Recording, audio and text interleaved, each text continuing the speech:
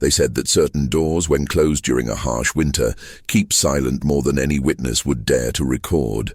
Before continuing, the researcher who compiled these files simply asks the viewer to comment on which city they are watching from and what time it is now. Useful information for understanding how this case continues to cross time and borders. Among the records preserved in the old county of Ashridge, a mountainous region in eastern Tennessee, is an episode that still causes hesitation among local historians today. The year was 1884.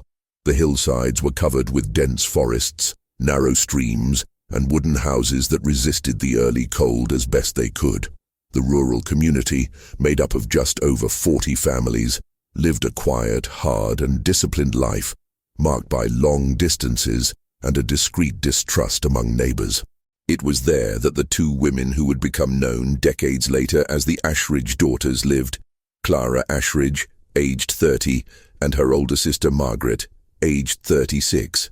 Neither had married, something the residents commented on only in hushed tones, attributing the choice to their almost obsessive dedication to the land inherited from their father.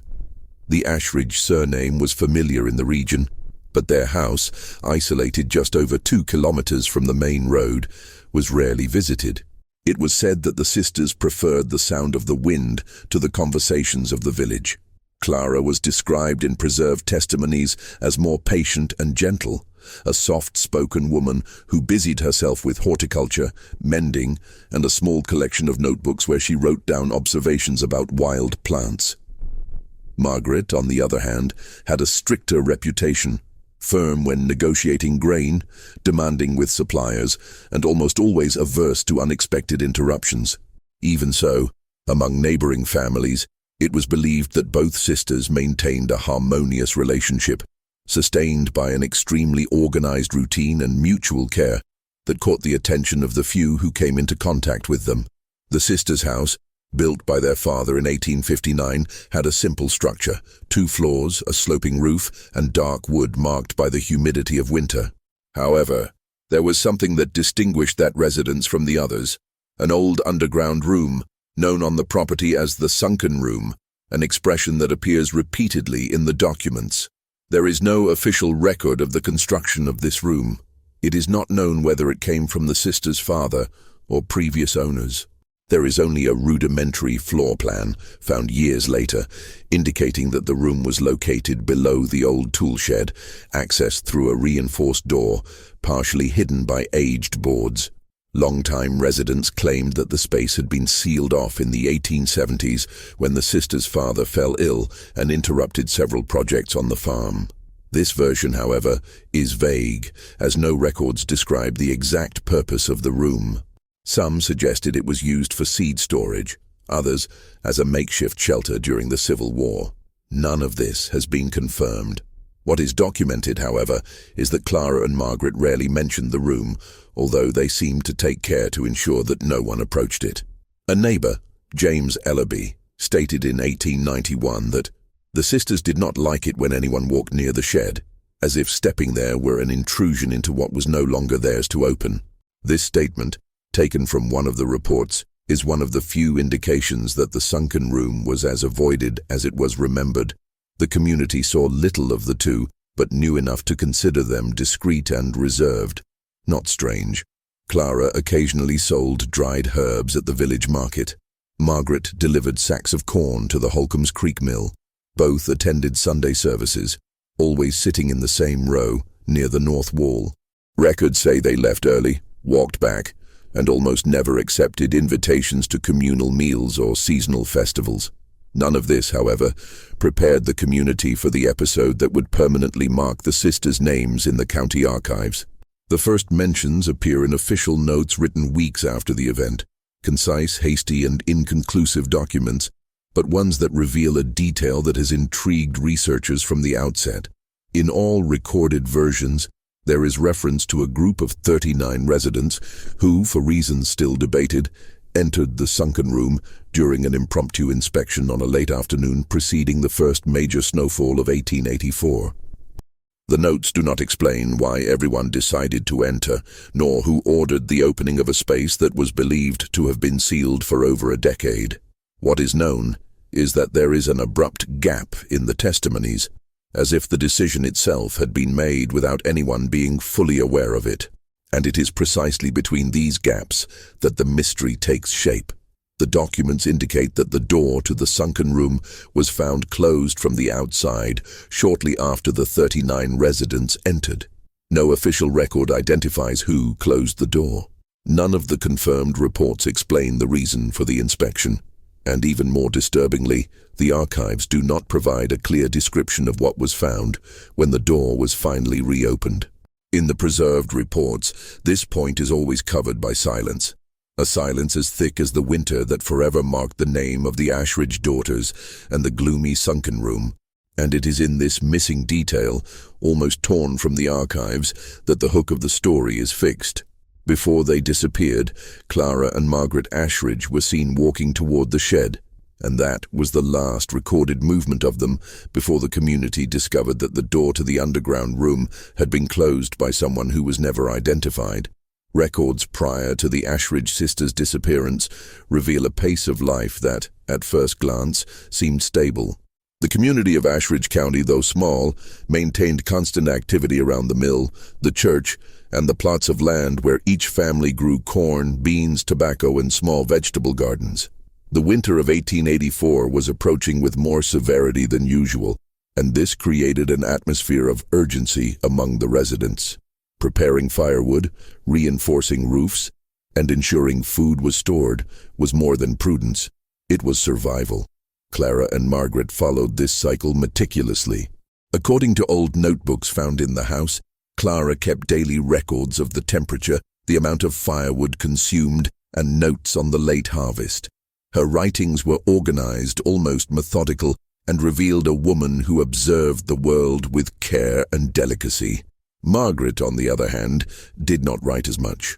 Her notes were more specific, usually about transactions and pending tasks. If Clara was the one who shaped the world around her, Margaret seemed to be the one who sustained the practical structure of the farm. The relationship between the sisters, seen from the outside, was considered harmonious. Some residents said they rarely heard them argue.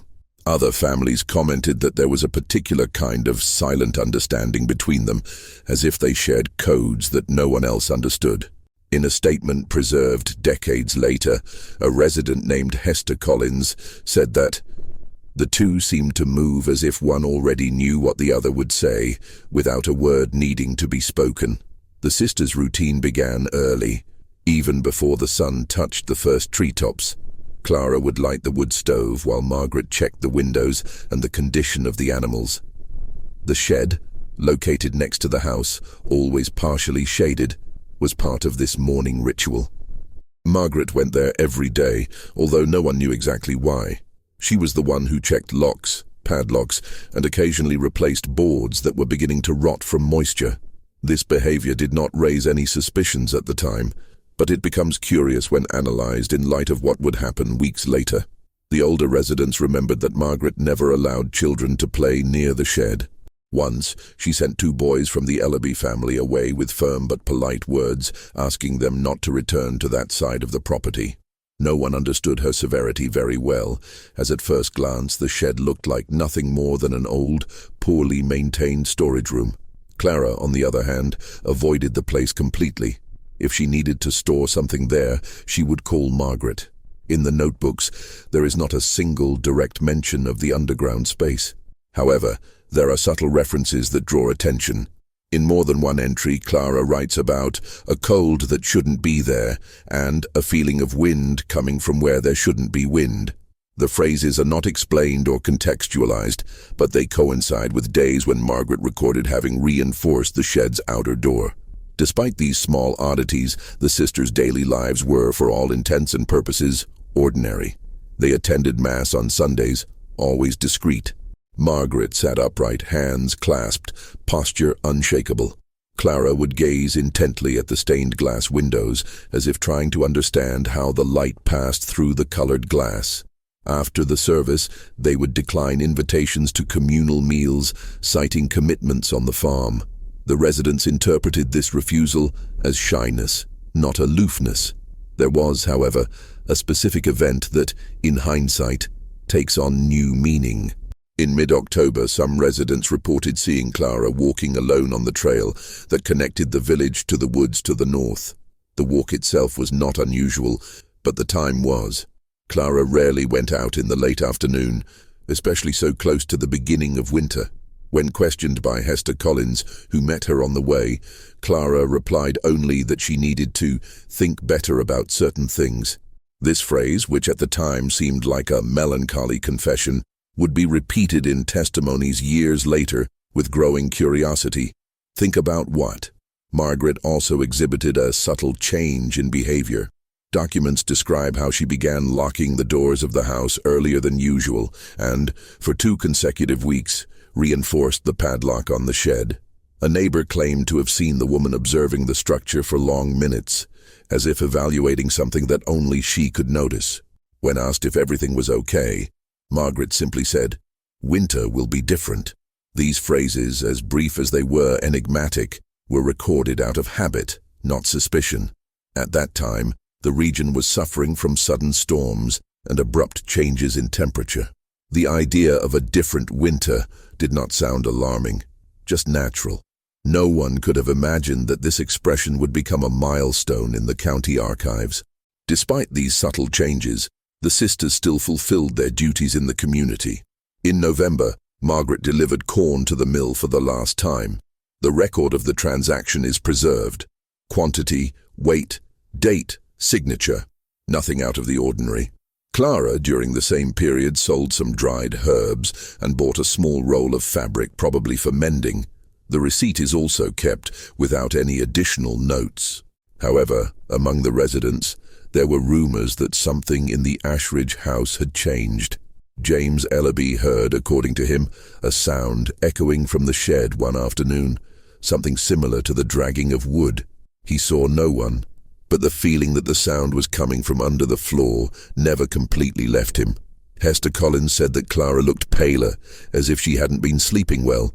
Others mentioned that Margaret avoided long conversations, ending topics with short sentences. None of this, however, was enough to raise formal suspicion. Daily life went on as usual until the first snowstorm began to be predicted by travelers coming from the north. These predictions, usually reliable, put the community on alert. It was necessary to prepare. It was during this period, about 2 weeks before the disappearance, that some witnesses claimed to have seen unusual movement near the Ashridge shed. Footsteps, shadows, and even flashes of lamplight were mentioned, although no one could say for sure who was there. These reports only gained importance much later, when archives were reviewed and compared. At the time, they seemed irrelevant, but taken together they create the feeling that something was silently approaching, something the sisters may have known, but did not say. And it is precisely on the eve of the first big snowfall that the documents record the last fully confirmed daily behavior of the 2 women. A simple, almost banal detail, but one that would become the last concrete thread before the final silence.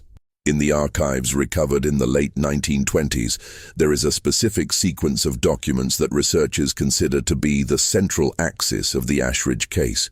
These are brief reports, notes from residents, and short statements signed by local authorities at the time. Although incomplete, they allow us to reconstruct, with reasonable accuracy, what happened on the last night Clara and Margaret were seen. The records begin on the afternoon of November 18, 1884, when the temperature began to drop sharply, anticipating the first heavy snowfall.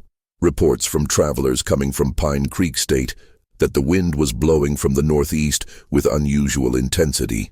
The trees creaked like structures under stress, and the sky, laden with an almost metallic gray, seemed to press down on the landscape. The community knew they had only a few hours to take shelter. At 3 in the afternoon, according to Hester Collins' later testimony, Clara walked along the path that connected the sisters' house to the village. She was carrying a small package wrapped in light-colored fabric, but Hester could not make out the contents. When asked if everything was all right, Clara smiled briefly, a smile that witnesses described as tired, not sad, and said only, "Let's get ready before dark." After that, she quickened her pace, shielding the package from the wind. Around 4:30 p.m., Margaret was seen in the farmyard adjusting the lock on the shed. This was reported by neighbor James Ellerby, who was passing by the property line collecting tools. He noted that Margaret seemed to be measuring the door's resistance with her hands, pressing lightly on the frame as if testing the wood's strength. When she realized she was being watched, she took a step back and said she was adjusting what needed to be adjusted before the snow. Ellerby couldn't quite place her tone. It wasn't hostile, but it seemed stiff, like someone who had decided to take care of something without waiting for help. At 5 in the afternoon, the light was already fading. The wind was blowing so hard that the highest branches swayed erratically, producing a sound that some residents compared to doors being opened in the dark. Documents from that time mention this detail repeatedly, perhaps because it was a characteristic of that particular winter, or perhaps because it became an emotional memory of the night of the disappearance. In the kitchen of the Ashridge house, Clara was preparing root soup while Margaret arranged oil lamps on the table. This reconstruction comes from traces found later: a still warm bowl, a lit lamp, a displaced chair. These are small details, but they suggest a routine about to be interrupted. From here on, the records become less accurate. What is known for certain is that, at nightfall, something caught the sisters' attention outside. There are testimonies reporting seeing a faint light near the shed. Not a strong flame, but the unstable glow of a lantern held protectively in someone's hands. One of these testimonies belongs to Thomas Kelleran, who claimed to have seen restrained movement, like someone walking slowly so as not to be noticed. However, he was unable to identify who it was or where it came from. Shortly before 6:00 p.m., Clara reportedly left the house carrying a wool coat and the same lamp that would later be found lit. Margaret followed her a few minutes later, wearing her work coat. Both walked toward the shed, and that is the last confirmed movement of the sisters before their disappearance. What motivated the two to go there remains unclear. Some suggested that they heard sounds coming from inside the shed. Others believed that the package Clara was carrying that afternoon was related to something stored inside. None of this has been proven. Even so, all documents agree on one point. The sisters' intention was not to leave the property abruptly. It was to resolve something immediate, urgent, and possibly practical. At 6:40 p.m., the storm began, quickly covering the trail and obscuring the surroundings of the house. Visibility dropped, and only the strongest lights in the village were visible in the distance. At that time, according to Reverend Porter's records, some residents heard muffled screams coming from the direction of the Ashridge shed. There is no agreement on the nature of these sounds. Some said they heard cries for help. Others said the sound was more like wood creaking or objects being dragged. There are even those who heard only the wind. The reports from that half hour are fragmented and in some cases contradictory, but all mention unusual movement in the farm area. The county clerk, who reviewed the statements years later, noted an enigmatic phrase: "There is consensus on movement, but not on direction." Around 7 o'clock, 39 residents hurriedly gathered on the main trail, bringing lanterns to check if the sisters needed help. The community, although reserved, was supportive in times of risk. The storm already made any movement difficult, but the lack of response at the Ashridge house, coupled with reports of noise, motivated the group to continue. As they approached the property, they noticed that the door to the house was ajar, and the light inside was flickering. There was no one inside. The set table, the lit lamp, and the organized object suggested that the sisters intended to return. The only clear clue was the trail of footprints leading to the shed, a trail almost erased by the snow, but still recognizable thanks to the wind blowing sideways and not overhead. The group continued on to the shed. According to official documents, when they opened the door, they found the entrance to the sunken room, finally uncovered as if it had been recently cleared. The wooden cover that sealed the passageway was leaning against the wall, and the padlock had been removed. Here, the accounts begin to diverge. Some claim that the cover was open when they arrived. Others say it was found closed, but loose. There is no conclusive way of knowing which version is correct. What does exist, however, is a consensus about what happened next. Moved by a communal duty to protect the sisters, The 39 residents entered the underground room, descending the narrow steps with lanterns, believing they might find Clara and Margaret imprisoned inside. The descent was described as slow. The smell of dampness was intense, and the air seemed colder than expected for an underground structure. The lanterns provided little light, creating irregular strips of light down the hallway. Witnesses say the room was larger than they imagined, with walls reinforced by old beams. There is no record of what they found at the end of the descent. The document that should contain this description is the same one that has a 2-page gap, a fact that has generated speculation over the decades. The remaining reports only state that the group entered. They do not say what they saw or how long they stayed inside. But there is one note that guides the entire reconstruction: the outer door of the shed, the only known entrance to the sunken room, was found closed from the outside about an hour later. Closed from the outside. No indication of who did this, no witnesses, no marks on the ground, already covered by snow. The door was finally opened with effort the next morning, when the storm subsided. And it is at this point that the documents present the deepest silence. None of the 39 residents and none of the Ashridge sisters were inside the room. No sign, no conclusive trace, no escape marks, no broken objects, no abandoned belongings, just damp beams and a cold floor. The report ends with a sentence that, because it is so brief, seems laden with meaning. The room was empty. We don't know since when. It is from this absolute silence that the climax of the case is established.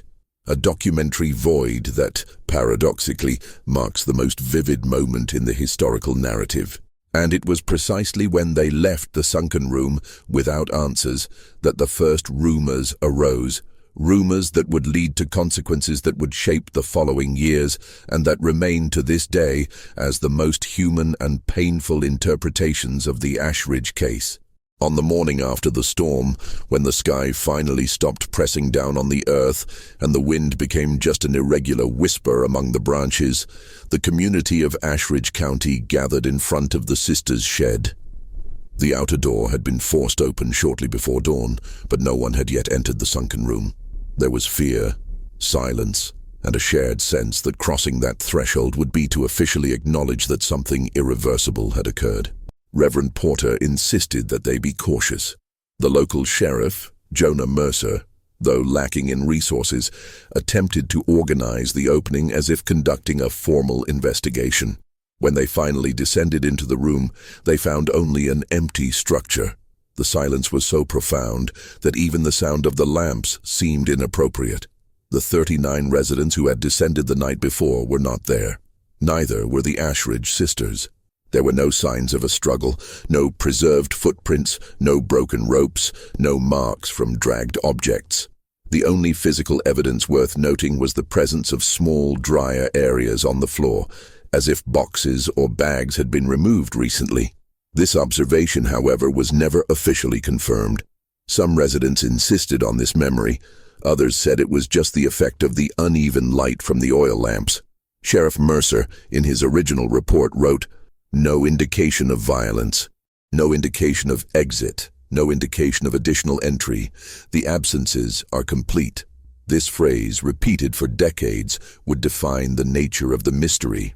Over the next few hours, the community searched every corner of the property. The sisters' house was intact.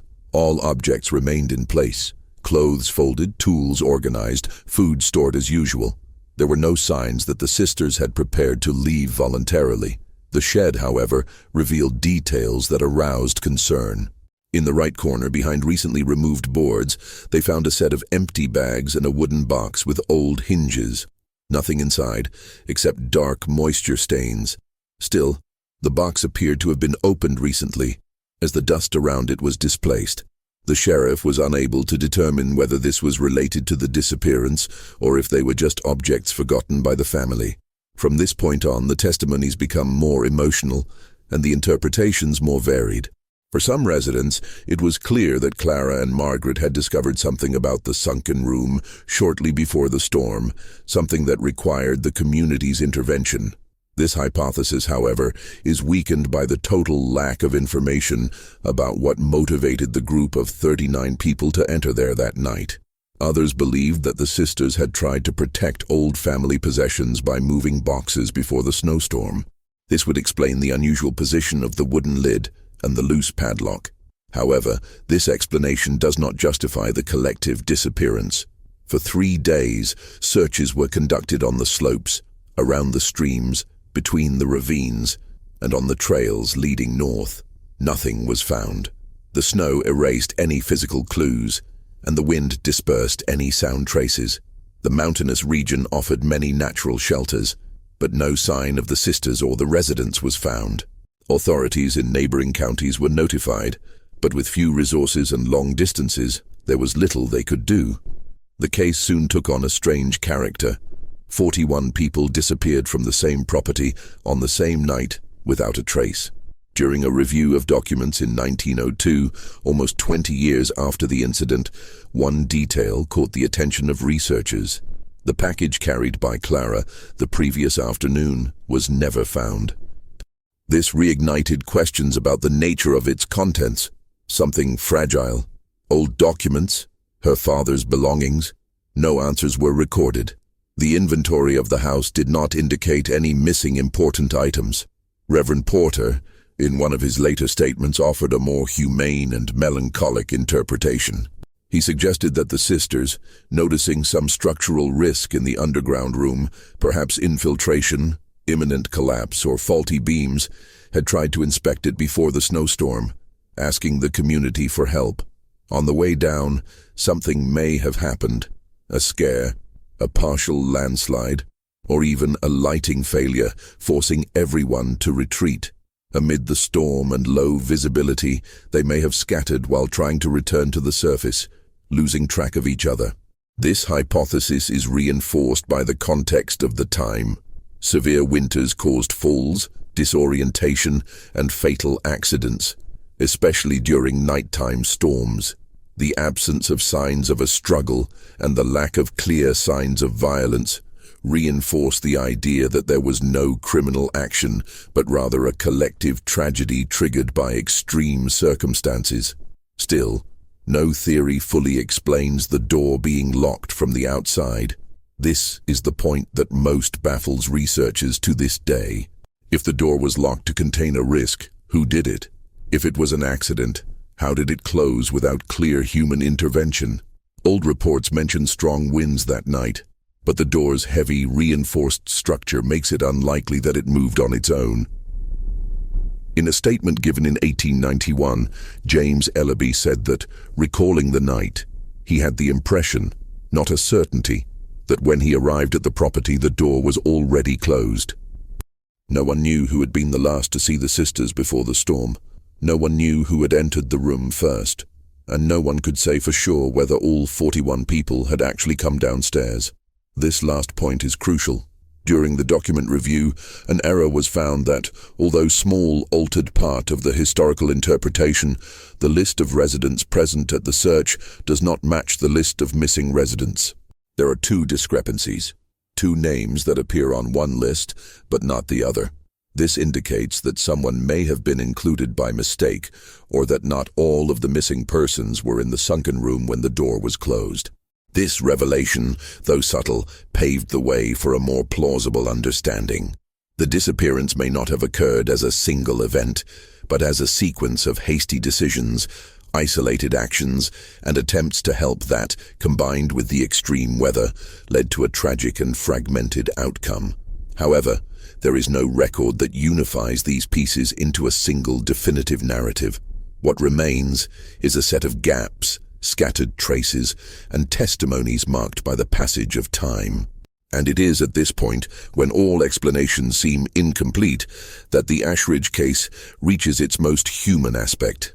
It is not just a collective disappearance, but a community trying to understand what it could not fully witness. And it is precisely from this silent search, made up of imperfect memories, that the final reflection of the archives emerges, the one that will mark the epilogue of this story. Decades have passed since that night in 1884, but the Ashridge County documents continue to carry the same tense stillness as when they were written. Anyone who pores over these archives, now yellowed by time, realizes that they do not contain the whole truth. Only fragments of intention, fear, solidarity, and uncertainty. The disappearance of the Ashridge sisters and the residents who descended into the sunken room remains among those episodes that resist the traditional format of history. It is not a story of crime, conflict, or unexplained phenomena. Rather, it is a human record of the boundary between what can be known and what is lost forever in the silence of a winter night. When revisiting testimonies, receipts, incomplete letters, and notes from the clergy of the time, a more emotional than factual image emerges. A community trying to understand its own vulnerability in the face of an inhospitable environment and a sudden storm. In many ways, the Ashridge case has become less of a mystery to be solved and more of a reminder of how rural life in the 19th century was fraught with risks that few people today would fully recognize. Nature at that time had enough power to erase traces, swallow trails, and fragment memories. The researcher responsible for compiling the modern version of this file, whose name does not appear in any record, as if he preferred the anonymity of the silent historian, noted that the sisters' absence is not only in the physical act of disappearance, but also in the way their everyday gestures remained unexplained. The package carried by Clara that afternoon, Margaret's cautious rigidity in reinforcing the lock, the glow of a lamp seen by neighbors near the shed. All these details make up a frame, but the picture itself has been lost. Perhaps that is why the case has spanned generations. The lack of clear conclusions allows each reader of the archives to be, for a moment, an observer from 1884, imagining the scene in the silent house, the table set for two, the lamp flickering in the wind. There are no recorded screams, no farewells, no subsequent accounts from survivors. What exists is a void that, unlike other documented disappearances, has not been filled with definitive theories or additional documents. When the 1920s brought new cataloging methods, local historians attempted to revisit the case. They transcribed testimonies, compared signatures, reconstructed maps, and analyzed changes in families in the region. They concluded that over the years, many descendants preferred not to comment on the matter, not out of fear, but out of respect.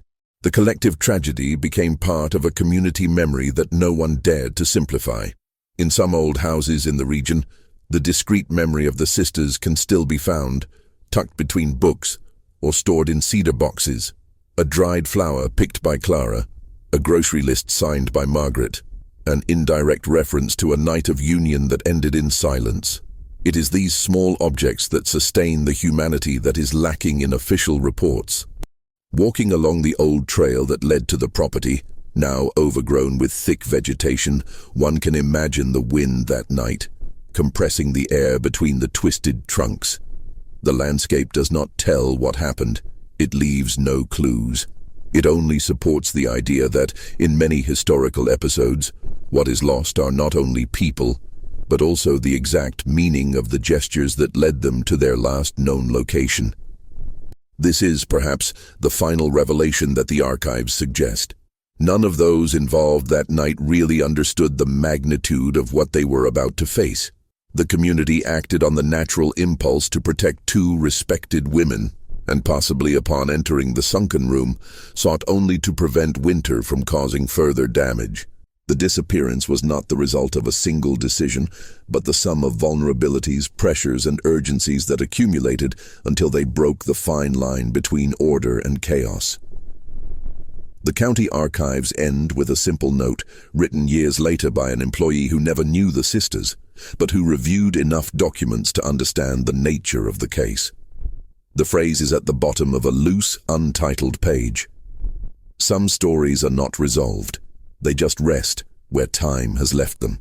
It is this phrase that has been repeated by historians who study the region, not as an explanation, but as a way of accepting that not every absence translates into mystery. Sometimes it translates only into the fragility of human life in the face of the unknown. And so, more than a century later, the case of the Ashridge daughters remains less about what happened in the sunken room and more about the impossibility of fully understanding that which disappears without witnesses. The last mark they left in the archives is not an event, but a silence. And some absences, when deep enough, do not echo. They just remain.